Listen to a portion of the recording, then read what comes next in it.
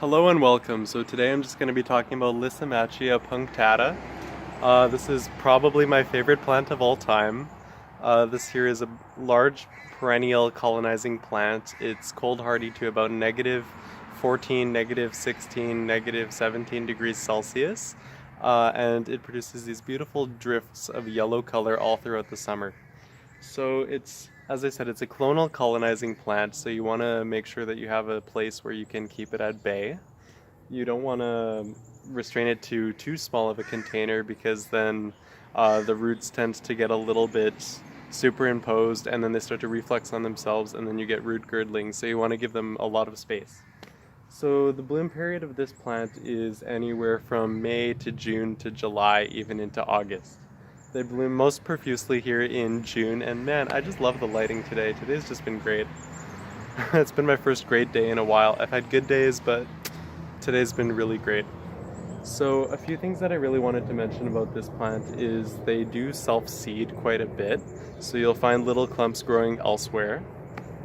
They grow to a mature height of about 4 feet tall, and they're all pretty well genealogically identical, unless you introduce a new species of plant. It's people going by. So another thing that I really wanted to mention about with this plant is it doesn't really require any sort of overly nourishing soil quality. It's not a heavy feeder by any means. But another thing I will mention on the downside of this plant is it has a real tendency of choking out other plant varieties, as it produces these large canopies of just this beautiful spike of flowers. So the flowers themselves quite resemble a star or a generic star shape. And by that I mean that they are 5-petaled and simple.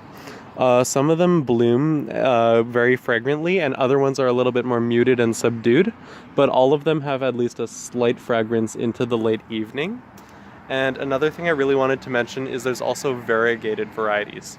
So this here is Lysimachia Punctata ordinata, I believe. This here is the more classic variety, but there's also Lysimachia punctata Alexander, so that there is a variegated variety. So another thing I really wanted to mention about this plant is that it does attract moths at nighttime. So if you're not a big fan of moths, if you think they're ugly or you don't like the way that they fly into your face, for example, I don't recommend planting this for you. Another thing I really wanted to mention is they do tend to attract spit bugs. So if you don't like those little like spit capsules that the spit bugs come into, then this is probably not the right plant for you either. Another thing I will mention is it does have a very interesting scaly root system. I will readily pull one out just to show you how to divide this plant. A little bit more hands-on, I suppose. So I don't know if you can see here, it has a very pronounced sort of clonal rhizome to it. It's very fibrous but fleshy on the interior. It's quite similar to like Solomon's seal or another plant like that. It has a lot of actocyanine, I believe is what you call it, the pigment that's inside it, which basically gives it this really nice sort of sweet potato color. This plant is not toxic to touch. However, I will say it is definitely toxic to eat. I do not recommend using this in cooking at all. So this over here is just my clump here. I have about 150 individual spikes.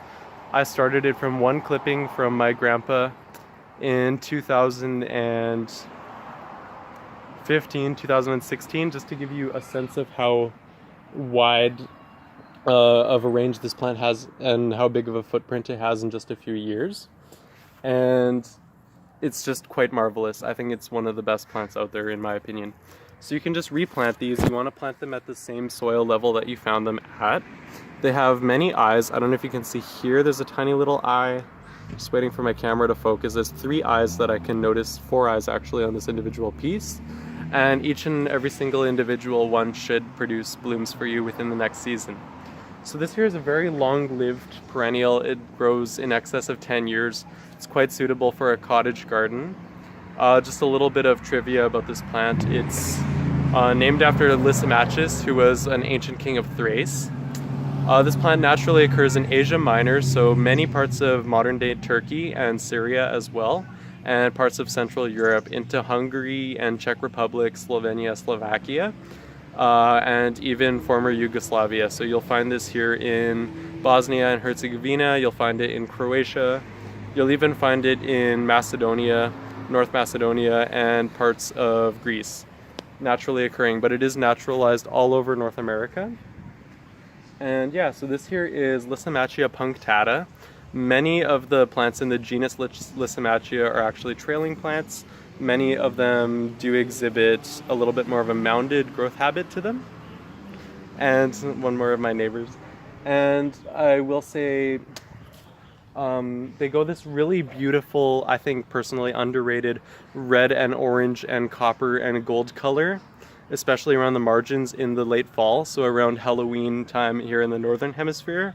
That'll be around March, April for you in the southern hemisphere. So this is an extremely adaptable plant. It likes very sandy soils, very infertile soils. It's not very fussy at all. You might get a little bit of wilting, but that's just due to the loss of turgor pressure if you don't water it quite enough. And that's all I really want to say about this. I think it's one of the best plants out there, and I hope you'll have a fantastic day. I'll update this later. This is actually the exact same bed that I did my tulip video, the how to grow spring bulbs video, just to show you that it doesn't really compete with early spring blooming plants as well. Yeah, so have a good day, you guys, and stay blessed. Thank you.